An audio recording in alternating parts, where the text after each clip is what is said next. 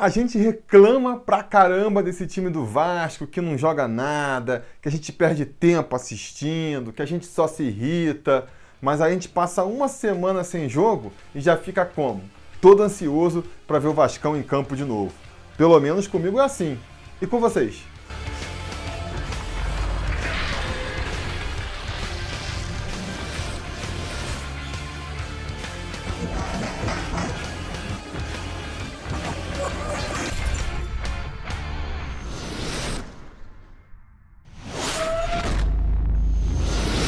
Fala, torcida vascaína, Felipe Tiru de volta na área para falar de jogo do Vascão, porque nesse domingo, às 4 horas da tarde, o Vasco recebe o Avaí em São Januário pela 5ª rodada do Campeonato Brasileiro da Série A. Um jogo fundamental para o Vasco. Realmente, o jogo mais importante da temporada até aqui e, se bobear, um dos mais importantes de toda a temporada do Vasco. Porque se o Vasco não consegue uma vitória nessa partida contra o Avaí, a coisa, amigo, vai ficar bem complicada. Arrisco até dizer que esse jogo pode ser um divisor de águas para o Vasco aí. Se o Vasco vencer, que é o resultado natural que a gente espera, nem tanto. A vida do Vasco continua aí, as dificuldades vão continuar se impondo, não é que de repente também o tempo vai abrir para o Vasco, não. É um começo, né? Dá para encarar como um começo. Agora, o problema é se a gente não consegue vencer. Um empatezinho que seja nessa tarde de domingo vai empurrar a gente para 5 jogos sem vencer no Campeonato Brasileiro, jogar a crise no colo do Vasco e a gente, depois de apenas 5 rodadas do Campeonato Brasileiro,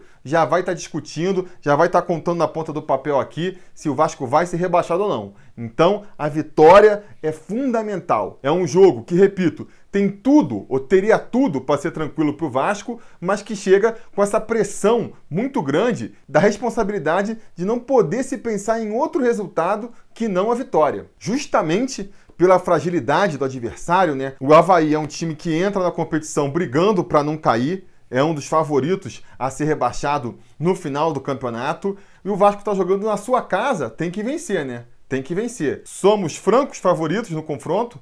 A gente já jogou contra o Avaí 2 vezes esse ano, conseguimos vencer as 2 pela Copa do Brasil, né? Vencemos de 3-2 em São Januário, conseguimos vencer deles lá na ressacada também por 1-0. Depois que a gente venceu eles não conseguiram mais nenhuma vitória, desde então estão sem vencer, então quer dizer, estão em má fase também. O Vasco, apesar de também estar mal das pernas, vem num momento de mais euforia e de mais confiança, por conta da troca do técnico, né? Realmente, a chegada do Luxemburgo aí trouxe uma lufada de otimismo para o Vasco. Acho que isso pode ajudar bastante, não só na confiança dos jogadores dentro de campo, mas também numa resposta da torcida, que, é fundamental que lote São Januário. É importante a gente ter casa cheia nesse domingo. É jogo 4 horas da tarde, aquele horário que é bom para todo mundo, horário tradicional do futebol. Então a torcida tem que comparecer em massa sim. É muito importante ter a consciência de que agora é a hora da gente garantir uma temporada tranquila.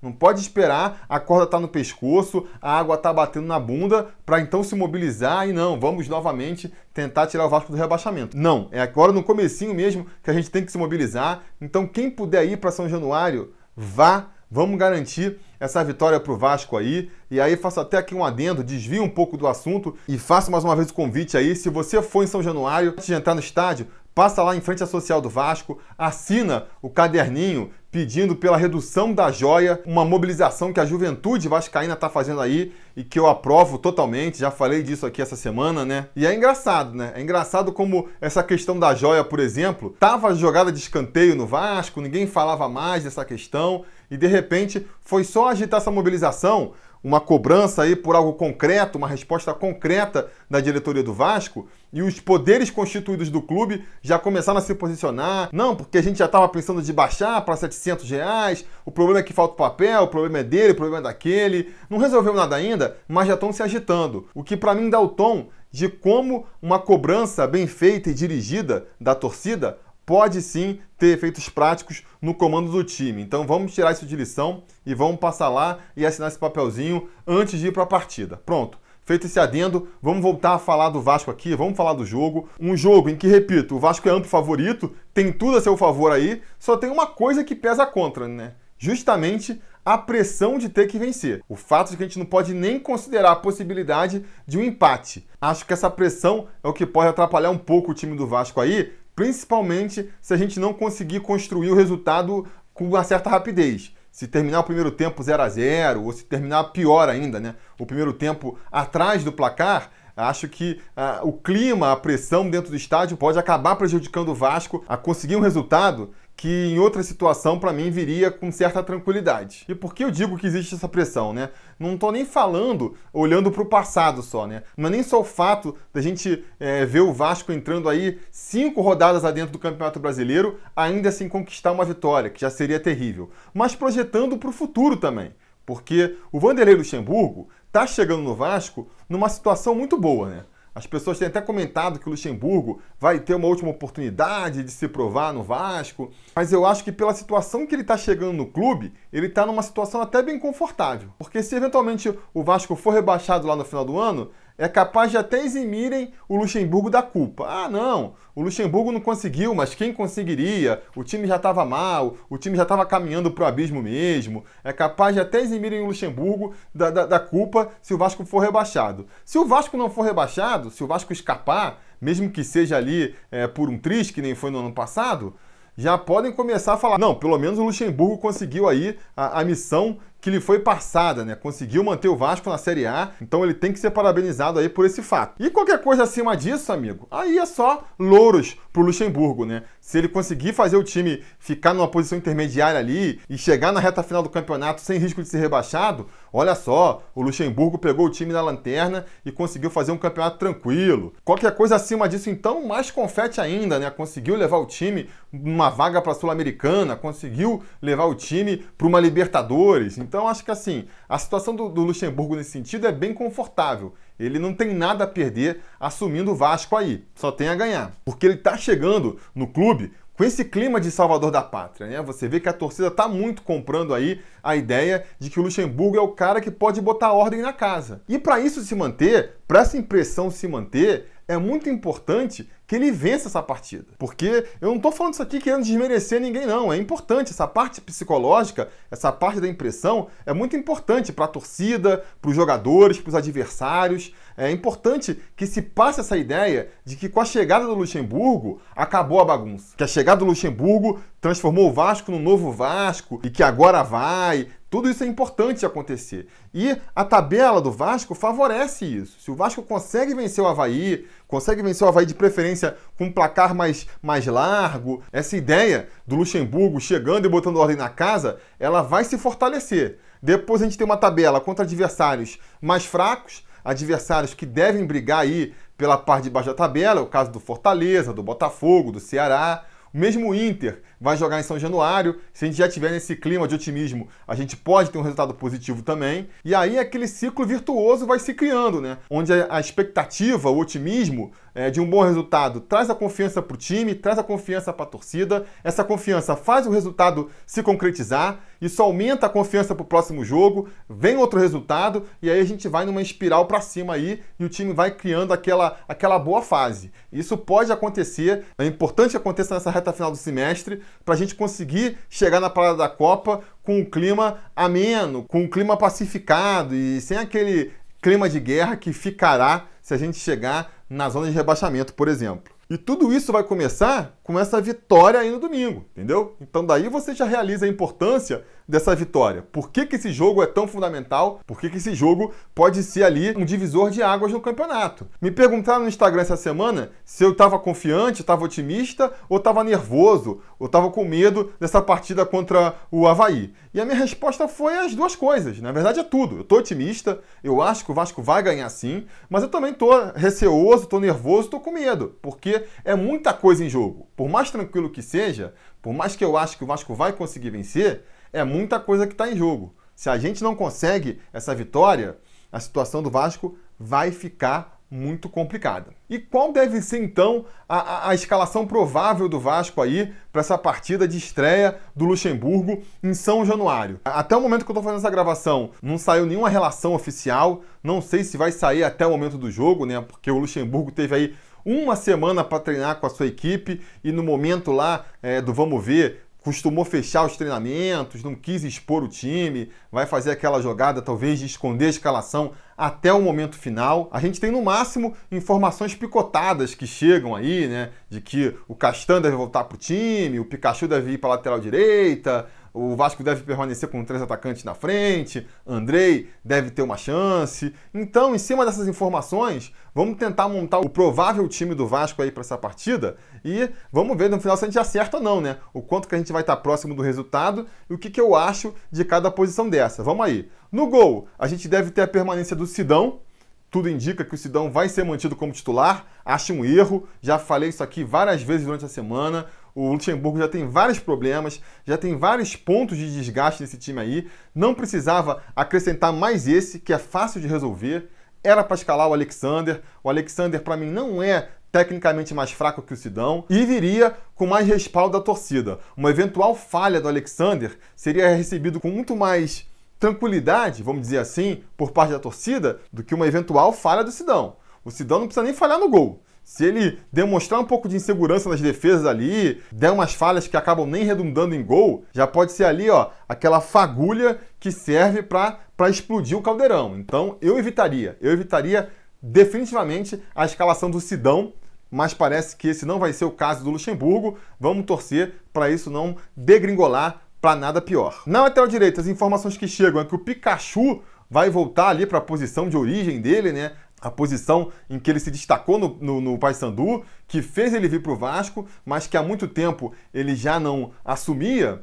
E vamos ver, né? Vamos ver o que vai dar aí. Eu acho que ofensivamente, você pensando ofensivamente, é interessante. É um jogador que tem uma qualidade no ataque ali, e ele, de repente, fazendo uma tabelinha com o Rossi, fazendo ali uma tabelinha com o Andrei, e quem mais cair ali pela direita, pode ser interessante dar essa aproximação e essa triangulação que a gente vem pedindo. A questão maior fica sendo mesmo na defesa, né? Se ele vai conseguir segurar as pontas por ali. Por mais que a gente imagine que o Avaí não vai atacar muito, às vezes você precisa de um ataque só, um ataque certo, uma falha lá atrás, para derramar o caldo. Então, a questão defensiva realmente é o que mais preocupa nessa escalação do Pikachu como lateral, até porque o zagueiro por ali deve ser o Wehrle que depois de um início interessante de temporada, e terminou bem a temporada anterior também, vem numa má fase, não se sabe até que ponto isso é uma má fase que atingiu o time inteiro, de só com o Luxemburgo chegando, arrumando um pouco o time, conversando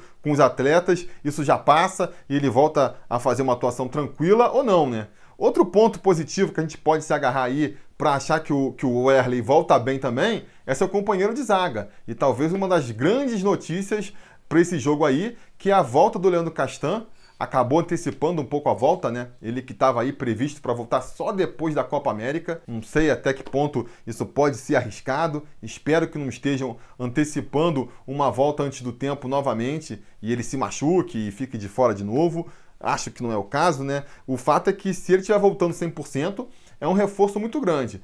Tanto pelo que ele joga em campo, como pela autoridade que ele impõe, né, no campo, tanto aos seus companheiros, quanto aos seus adversários, quanto à arbitragem. É realmente um baita reforço a volta do Castan ali pela direita. E na lateral esquerda, quem deve ter mais uma chance aí é o Henrique. Com a expulsão do Danilo Barcelos na última partida, o Henrique volta a ter uma oportunidade na lateral esquerda. A gente perde o homem das bolas paradas, né, o cobrador de falta, o cobrador de escanteios do time, mas a gente ganha um jogador que é bem mais participativo, é um jogador que se apresenta bem mais para o jogo e que eu acho que com a bola rolando é melhor do que o Danilo Barcelos. O Danilo Barcelos, para mim, se resume a ser um cobrador de faltas e até nisso ele não vinha muito bem, né? Então não vejo realmente como um desfalque a ausência do Danilo Barcelos, não, né? É até um reforço. O pessoal brincou quando ele foi expulso lá contra o Santos que ele era o primeiro reforço para o jogo do Avaí. Vamos ver se o Henrique confirma essa impressão aí. No meio-campo, o grande desafio do Vasco, o grande desafio do Luxemburgo é arrumar esse meio-campo. O Luxemburgo, ele entende disso. Uma característica dos times do Luxemburgo é ter muita atenção nesse meio-campo, principalmente nos volantes. Acho que não por acaso ele já pediu reforços nessa posição, né? Fala-se de Richelli, fala-se de Matheus Fernandes, fala-se numa nova oportunidade para o Andrei. É porque o Vanderlei, eu acho que ele já viu que esse meio-campo aí, e principalmente essa parte defensiva dos volantes, é um dos pontos fracos do time, é um dos pontos que tem que ser resolvido e que ele está olhando com carinho, com atenção. Vamos torcer para isso dar resultado, né? Se falou muito em que ele voltaria a jogar com 4-4-2, com esquema de losango. As informações mais recentes que chegam do Lucas Pedrosa é de que não. Ele vai manter a formação com 3 atacantes lá na frente, né? É até uma curiosidade, a gente fica... Eu já falei isso para vocês. Quando o Valentim ainda era técnico do Vasco, o pessoal ficava criticando o Valentim de que ele insistia nessa formação com 3 atacantes, que não dá certo, que tinha que mudar o esquema tático. E eu falava, galera, vai vir um técnico novo e não vai mudar o esquema. No Brasil é assim. Tem essas formações aí que viram coqueluche, que viram fama, e todo mundo repete a mesma formação. E não deu outra, né? O Valadares tentou um esquema com 3 zagueiros lá, mas depois acabou voltando para 3 atacantes, e agora o Luxemburgo parece que vai pelo mesmo caminho.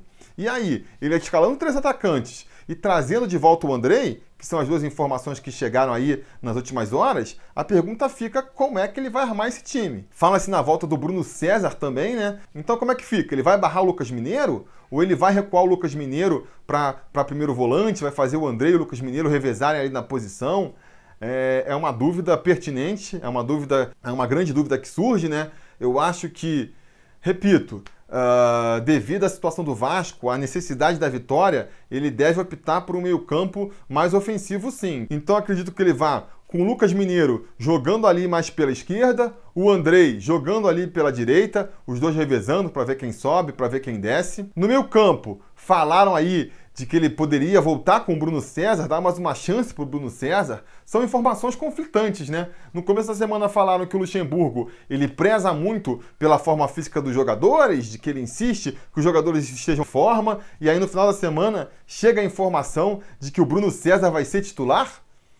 Qual a lógica disso aí? Então não sei, né? Enfim, são as informações que chegam aí, né? E as informações que chegam também é que o Vasco vai manter o esquema aí de 3 atacantes. No caso, o Rossi jogando pela direita, um dos destaques da equipe, tem que mesmo ser titular. Marrone pela esquerda também é um jogador interessante. Para mim, o grande ponto forte do Vasco são mesmo esses 2 jogadores, então talvez até por isso o Vanderlei tenha optado por manter essa formação. E como centroavante, a gente vai ter de novo aí o Maxi Lopes, com quem o Luxemburgo conversou muito durante a semana, teve toda uma preocupação com o nosso atacante e faz sentido, porque ele, se a gente for levar em conta o talento, for levar em conta a liderança de grupo, ele é um dos principais jogadores desse time. Então tem que realmente ser olhado com carinho e a melhora do time passa por um melhor aproveitamento do Maxi Lopes aí. Vamos ver como isso vai acontecer dentro de campo. O que o Luxemburgo pensou para o Maxi Lopes passar a participar mais do jogo, porque ele tem andado muito sumido, não é mesmo? Essa é a formação aí que viria a campo, segundo as informações, as últimas informações recebidas. Eu não estou muito confiante de que vai ser isso aí mesmo, acho que a gente pode ver algumas alterações. O caso, por exemplo, do Bruno César começar no banco e o Vasco ir com 3 volantes mesmo. No caso, avançando o Lucas Mineiro e o Andrei e botando o Raul mais como primeiro volante ali. Ou então, se for manter o Bruno César para fazer o losango que o Vanderlei Luxemburgo tanto gosta, no caso, sobraria ali para o Rossi ou para o Marrone, muito provavelmente o Marrone, escapar para o banco de reservas, porque o Vasco jogaria só com 2 atacantes lá na frente. Enfim, vamos ver o que vem aí para domingo. Eu admito que essa formação não me chega a me dar confiança, acho um erro escalar o Sidão, acho que esse time aí, principalmente se a gente for sem um Raul no meio campo, é um time frágil defensivamente, está contando muito com a parte de sufocar o Avaí, mas está deixando muito exposto lá atrás para possíveis contra-ataques. Uma escalação com Bruno César e Max no mesmo time, também acho que tira muito da mobilidade e da pegada do time lá na frente, isso também acho preocupante. Enfim, tem várias questões que se levantam aí com essa formação que está sendo meio que desenhada, mas vamos dar o voto de confiança para o professor aí, né? Vamos acreditar que ele sabe o que está fazendo e que no final tudo vai dar certo. É fundamental que as coisas andem certo e que o Vasco saia com essa vitória aí. Eu vou apostar, portanto, que o Vasco vence com tranquilidade. Vou apostar aqui que o Vasco vence por 2-0. E aposto nesse placar por quê? Na vitória, porque o Vasco precisa vencer a qualquer custo. E nesse placar de 2-0 aí, porque eu não quero terminar o jogo morrendo do coração, tendo um infarto a cada vez que o Avaí pega na bola, porque se sair um gol de empate deles, a casa cai, né? O caldo entorna e ninguém quer isso. Então, 2-0, uma vitória tranquila, vai. Vamos torcer para chegar ali nos 35, 40 do segundo tempo e a gente poder ver aquela festa da torcida, a torcida cantando, desfilando todos os seus cânticos, tranquila, porque sabe que não vai ter nenhum revés. Será que é demais pedir isso? Espero que não. Espero que não. Enfim, digam aí nos comentários a opinião de vocês sobre a partida, o que vocês esperam, vocês sabem, a conversa continua por lá. Não se esqueça também de curtir o vídeo, assinar o canal, apoiar a gente aqui, caso seja possível, vire membro aí do YouTube, apoia a gente lá no apoia.se/sobrevasco e não se esqueça também de voltar aqui depois da partida, né? Porque se tudo der certo e nada der errado, depois do jogo a gente volta para comentar o resultado. Beleza? Tá combinado? Então tá combinado. A gente vai se falando.